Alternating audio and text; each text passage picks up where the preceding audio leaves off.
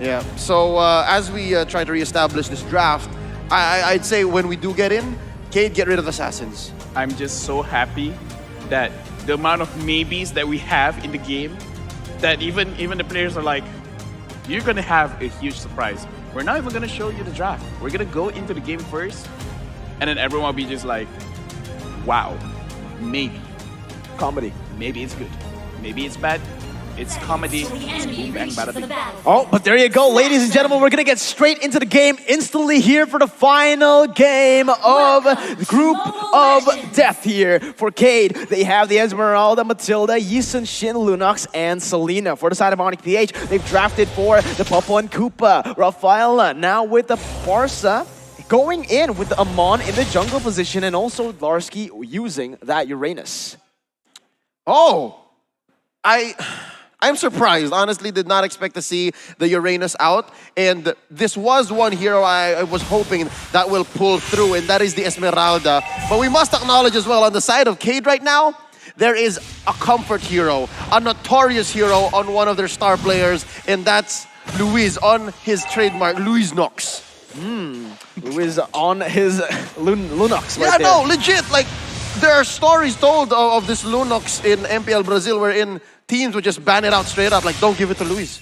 Well, we'll see what happens here. Let's see what he can do on that Lunox right now. As so far, he is able to actually farm up really, really well, but it's going to be Prime chunked really to half HP right there. Onic now still with the pressure in the early stages. This is what Amon wants to do as well. Using all the pressure from that the side lanes create to get a snowball going, to get maybe some kills. Different kind of aim on this time around from Onic PH. We last saw them play this in the mid lane. Hatred shouting out our previous M2 champions in Brenny Sports. Now it's being played in the jungle. Dilarsky gonna be in trouble.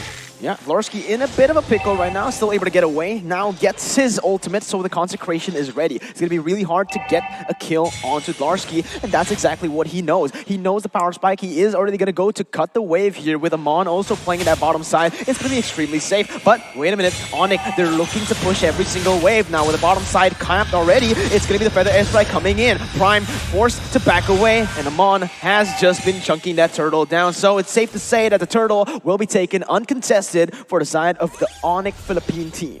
In another slew of averting expectations, you would like to think I would build up the Filipino team. But right now, it looks like KEYD understands the dynamics. And I think a lot of that is on the back of Prime, who in his day was once a top global #1 Selena player. So this is a very, very serious lineup that KEYD brought. It is a serious lineup. They're not holding anything back right now. They are going to go for their comfort picks, for their favorite picks right here, because there's nothing to lose at this point. You win, you go to the upper brackets. You lose, it's over. You go to the lower brackets. The chances, the double chance that you would have in the playoffs will be taken away from you, and that's the way they've been playing as well. They've been very proactive on the map, and that's where we're going to have to see Mikey going in, instantly just taken down. Miscommunication coming, but it's going to be Luis actually jumping in with the Order of the Chaos, still able to dish out some damage, but Kyrie jumps in back again to try to get a pick up. So far, 1-for-0 for the side of Onic PH. Too soon for Luis Didi to try that, but Lafel. Yeah, right now I'm looking at the draft from Onic Philippines, and what they should really do is pressure the side lane. They have a Popo Koopa, they have a Rafaela, there's a lot of sustain there, but they also have the Farsa to really push everyone out of the way. So I want to see Onic Philippines to be really aggressive on those lanes, especially when they have when we look at KEYD, they have a lot of scaling heroes. They have the Esmeralda, they have the Yisun Shin, they have the Lunox. If Onic Philippines doesn't put on the gas right now, if they don't turn on turbo, it could spell trouble. It could spell trouble, man. Oh, Abyssal Arrow is going to whiff right there. Prime using Abyssal Arrows, but it's going to be Kyrie rotating to the mid lane, trying to get a cheeky gang inside. Goes back invisible, and that's going to be Beloyski flickering in front with the Holy Baptism, only connecting onto Mikey. It is the roamer. So far, KEYD are still okay. Kyrie just being such a nuisance here, using that invisibility, utilizing it perfectly in this game so far. Yep, he's able to use it to bully away the opposing jungler. So there is an interesting relationship here between Kyrie and King. Yes, King has the superior vision, but KEYD can bully him out. He can weave in and out of these traps set in by the Selena, set in by the Mountain Shocker. There is advanced vision on the side of KEYD, but I guess Onic Philippines, the reason why they're owning the map so much is because they're making their rotations count. And look at this switcheroo. Marky has already moved down to the bottom lane. He's already finished up with the tier 1 up top, and Luis couldn't even answer back.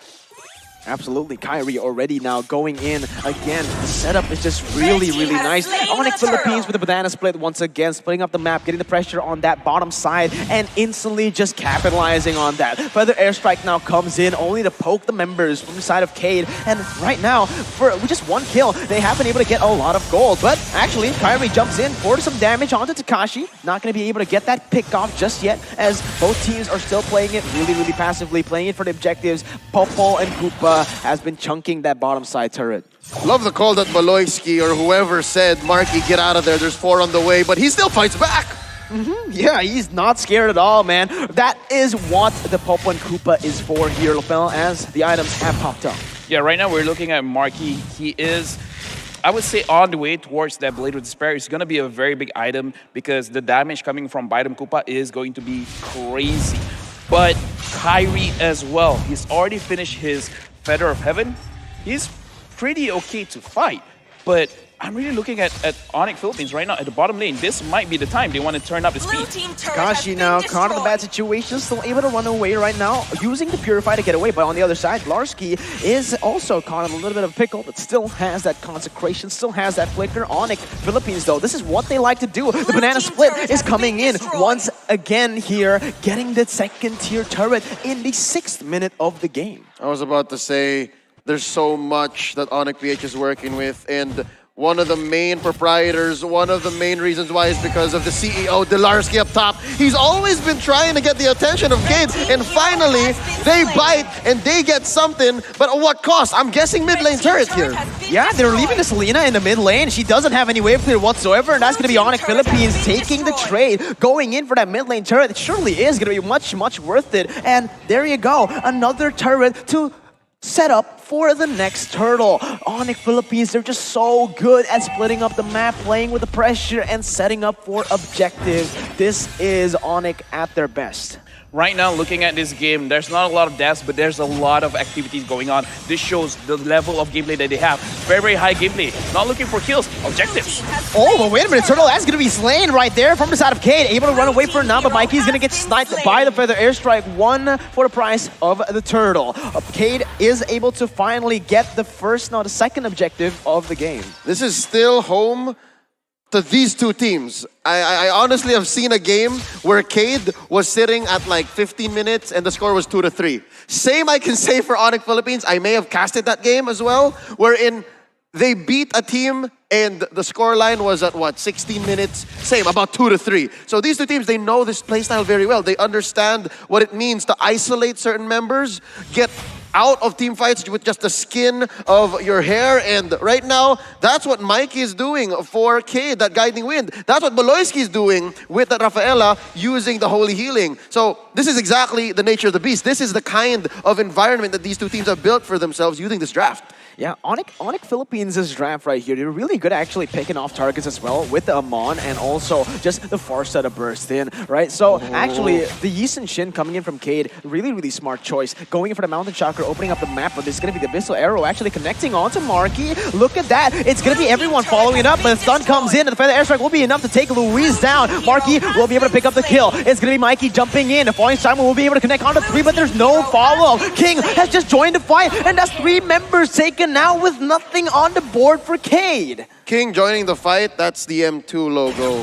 Today we are to the top, and they just toppled 1 by 1, 3 for none, all the way straight into Tier 2. Even Tier 2 mid is in trouble now, so I'm surprised that Onic PH did try to save up and get more resources in their jungle. But LaFell, break down what happened here. This is what it looks like when you have a 3k gold lead. Look at the damage from the Farsa. Farsa is standing in behind, but more importantly, Marky with that Popol and Koopa. Once he has that Blade of Despair, the damage coming from both of that heroes. Again, Koopa is also a hero. Let's not forget about the beasts over there. They are very strong. The burst damage is very, very high. And Onic Philippines, they have full control of the map.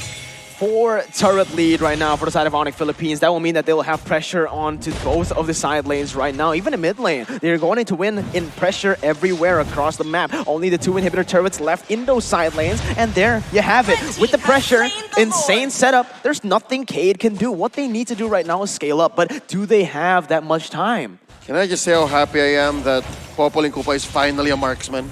He's being treated like the marksman that he indeed is. For the longest time in his pro career, this little boy and his wolf has been used as a tank or even a support hero. But now, in the hands of Marky, it's lethal. It is lethal again. Larsky, he gets engaged on, but he has the consecration and the flicker. It's not even a threat to him at this point of the game. And that's, again, Onic Philippines just using their lead very intelligently, getting every single objective on the board. And notice this, they haven't even used the Lord. It's still marching down that top side. Now with the Feather Airstrike used up, it's going to be the Mountain Chakra still taking a little bit of health from the side of Hatred right now. So we'll see what happens here, because Farsa won't have the Feather Airstrike. Takashi goes in for Falling Time Wound, gets stunned up by Marky right there, as Abyssal Arrow will be able to connect, but only onto the Roamer. The defense is very, very good for the side of KEYD, but it buys them a little bit more time. But Onic Philippines just so good with the siege. They use everything as a distraction to set up for more. And right now, as of this moment, 10-minute item check.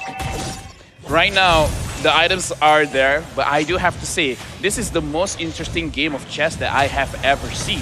Both of these players are playing 1 or 2 steps ahead, especially Onic Philippines. Absolutely, but there you go. It's going to be another fight right now. It's going to be Takashi actually trying to look for a desperate engage.